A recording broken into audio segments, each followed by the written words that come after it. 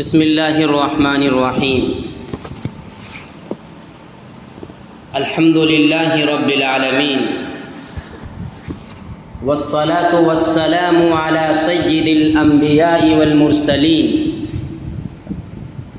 وعلى آلہ وصحبہ اجمعین ومن تبعهم بإحسان إلى يوم الدین. فقد قال الله تبارك وتعالى في القرآن الكريم: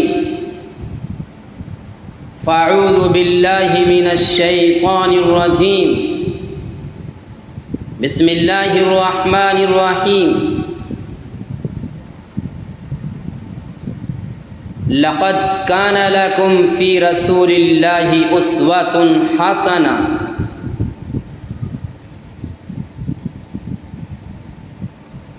بزرگان دین اور میرے عزیز ساتھیوں اور بھائیوں، آج جامعہ صوت القرآن کی اس نورانی مسجد سے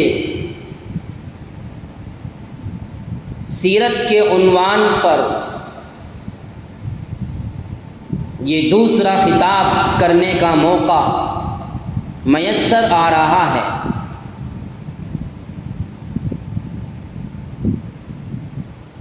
سیرت کے تعلق سے بہت سے علماء کرام نے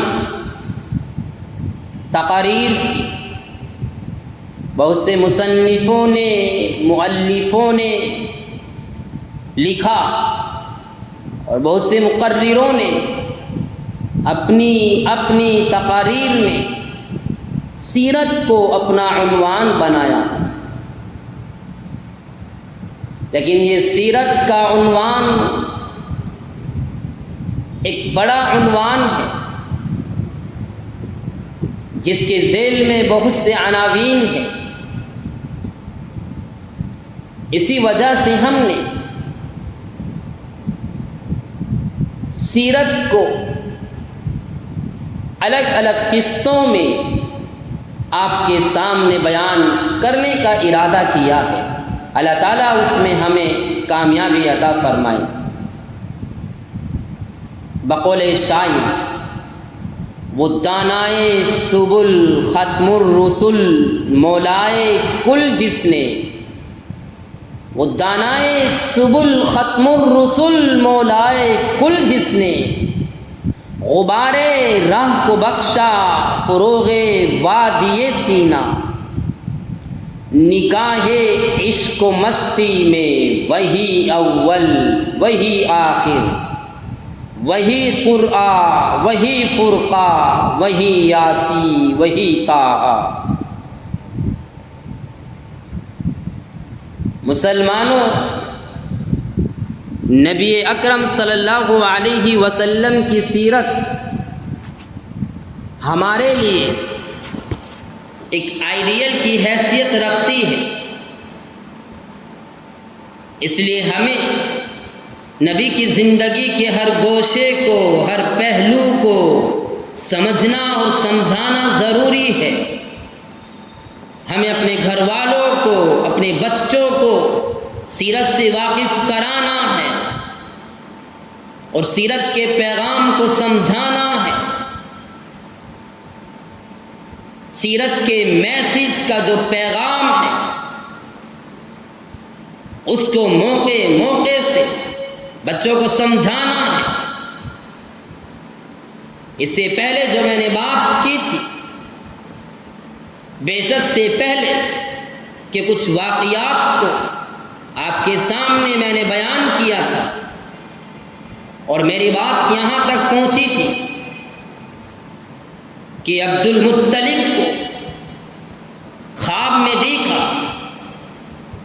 کہ جو زمزم کا کنواں بند ہو چکا تھا کہ جاؤ اس کو کھودو، اور اس کی جو علامات تھی، جو آثار تھے، جو نشانیاں تھی، وہ سب بتا دی گئی تھی. ایک کنواں ہے اور اس کے اوپر ایک کوا بیٹھا ہوا ہے. اب جائیے. عبد المطلب صبح کو اٹھے، عبد المطلب نے قوم والوں سے بات کی، قوم والوں کو سمجھایا کہ میں نے ایک کنواں دیکھا ہے اور اس کو کھودنا ہے۔ قوم والوں نے انکار کر دی اور اسی پر بس نہیں کیا، بلکہ انہوں نے عبد المطلب سے بھی کہہ دیا کہ آپ بھی مت کھودیے۔ عبد المطلب نے اس وقت نذر مانی تھی کہ اگر اللہ تبارک و تعالی مجھے 10 بیٹے دیتا تو میں ان سے اس طریقے سے باتیں نہ کرتا، میں ان کی منت و سماجت نہ کرتا، میں ان کے پاس نہ جاتا۔ عبد المطلب نے یہ نذر مان لی کہ اگر اللہ نے مجھے 10 بیٹے دیے، میں ایک بیٹے کو اللہ کی راہ میں قربان کروں گا۔ وقت گزرتا رہا، ادھر عبد المطلب نے اپنے بڑے بیٹے حارث کو ساتھ میں لیا اور کنواں کھودا، وہاں سے زمزم نکلا جو ایک زمانے میں بند ہو چکا تھا، جس کو میں پہلے بیان کر چکا ہوں۔ اب بڑے بیٹے ہو گئے، سب بیٹے بڑے ہو گئے۔ عبد المطلب کو ان کی نذر یاد دلائی گئی۔ عبد المطلب نے بیٹوں کو بلایا اور ان سے کہا کہ میں نے ایسے ایسے نذر مانی تھی، اب نذر پوری کرنے کا وقت آ گیا ہے۔ سارے بیٹے حاضر تھے، سب نے آپ کی آواز پر لبیک کہا۔ قرعہ ڈالا گیا اور جب قرعہ ڈالا گیا، قرعہ میں نام آیا عبداللہ کا، جو اللہ کے نبی کے والد ہیں، اور عبداللہ سب سے پیارے تھے، سب سے چھوٹے تھے، عرب والے بڑا پیار کرتے تھے، بڑے خوبصورت تھے۔ عرب والوں کو جب معلوم ہوا کہ عبد المطلب عبداللہ کو اللہ کی راہ میں قربان کریں گے، تو سب نے آ کر عبد المطلب کو سمجھایا، لیکن عبد المطلب کو اپنی نذر پوری کرنی تھی۔ آپ اسی بات پر ڈٹے رہے اور آپ نے اپنا ارادہ نہیں بدلا۔ ایک دن ایک بڑا تاجر جس کا نام مغیرہ ہے، وہ عبد المطلب سے ملا اور اس نے عبد المطلب سے بات کی۔ اس نے عبد المطلب سے کہا، آپ کوئی دوسرا طریقہ کیوں نہیں تلاش کر لیتے؟ لیکن کوئی طریقہ تھا نہیں، تلاش کیسے کرتے؟ کہا کہ آپ جائیے، ایک کاہنہ سے ملاقات کیجیے۔ وہ کاہنہ چیزیں جانتی تھی اور بڑی عالمہ تھی۔ آپ اس کے پاس گئے، اس کو پورا واقعہ سنایا۔ پورا واقعہ سنانے کے بعد اس کاہنہ نے کہا، آپ مجھے بتائیے آپ کے یہاں پر دیت کیا ہوتی ہے؟ عبد المطلب نے کہا کہ ہمارے یہاں دیت 10 اونٹوں کی ہوتی ہے۔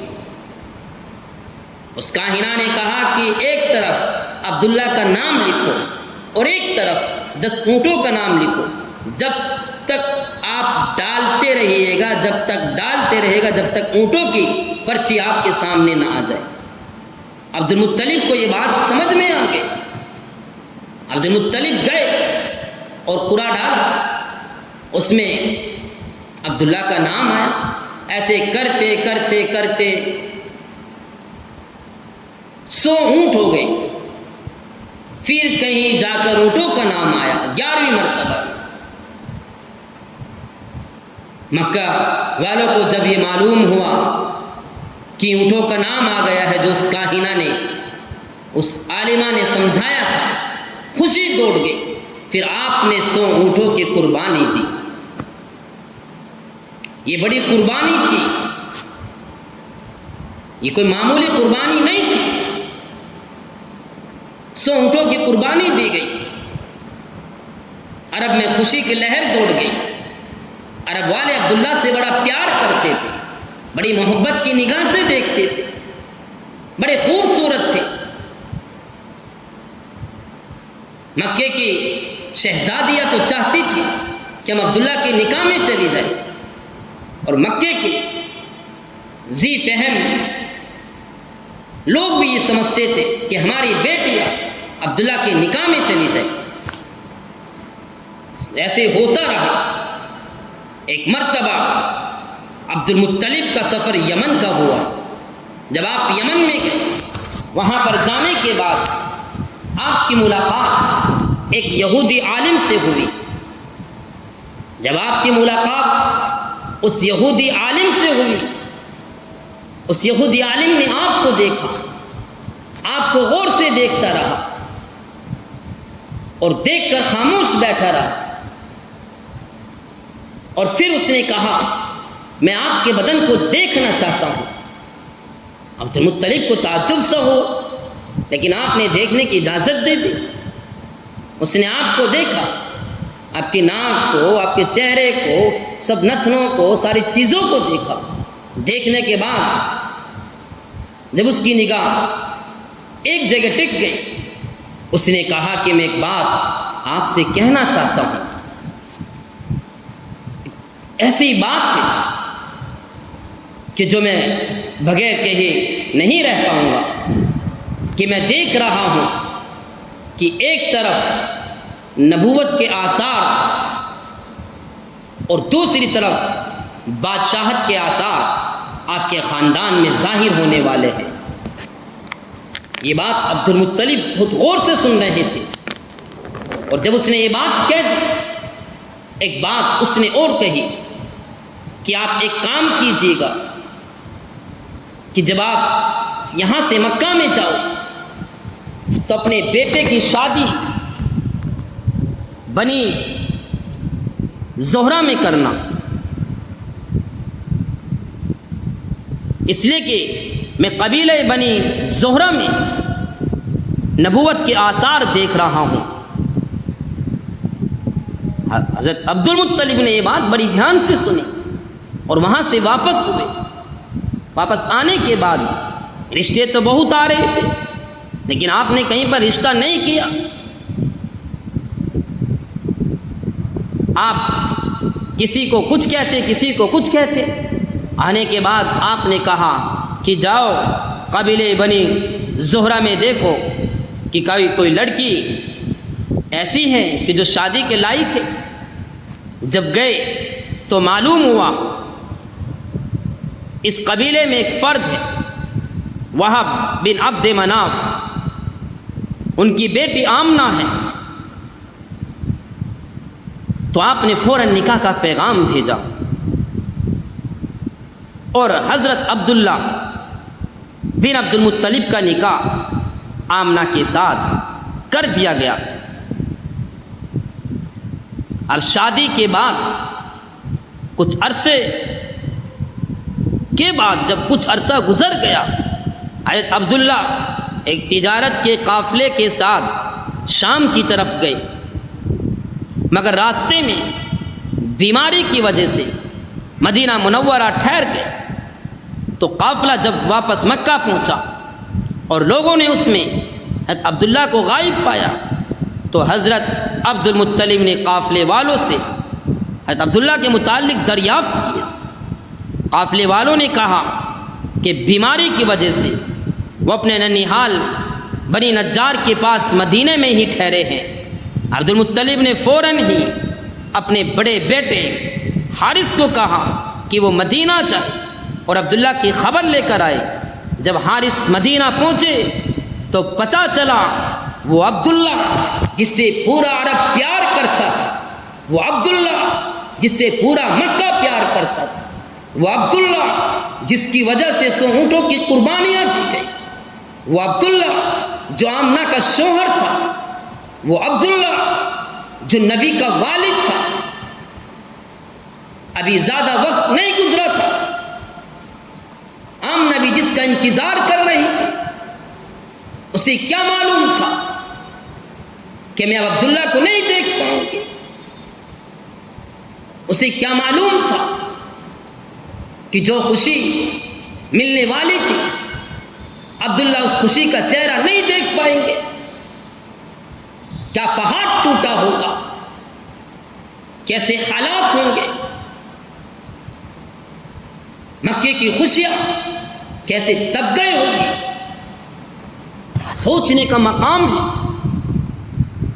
کہ جس سے اتنے لوگ پیار کرتے ہو، اتنی الفت رکھتے ہو، اتنی محبت رکھتے ہو اور پھر معلوم یہ ہوا ہو کہ ابھی تو شادی ہوئی اور شادی کے کچھ عرصے کے بعد، کچھ ہی وقت کے بعد وہ انتقال کر جائے تو کیا کہا جائے گا؟ تاریخ نے ایسے ایسے بہت سے واقعات دیکھے، لیکن یہ غم ضرور تھا، لیکن اس خاندان کو کیا معلوم تھا کہ اللہ تبارک و تعالی اس خاندان کو ایسی خوشخبری دیں گے، ایک ایسی خوشخبری دیں گے کہ جو غم ہے یہ مٹ جائے گا، یہ ختم ہو جائے گا۔ اس خوشخبری کے بارے میں انشاءاللہ اگلی ویڈیو میں، اگلے خطاب میں ہم آپ کے سامنے بیان کریں گے کہ وہ کیا خوشی تھی کہ نبی اکرم صلی اللہ علیہ وسلم کا ظہور ہوگا، اور یہی وہ سال ہے جس میں اصحاب فیل کا ایک واقعہ پیش آیا۔ ان دونوں واقعوں پہ تیسری قسط میں انشاءاللہ روشنی ڈالی جائے گی۔ اللہ تبارک و تعالی کہنے سے زیادہ عمل کی توفیق عطا فرمائے۔ واخر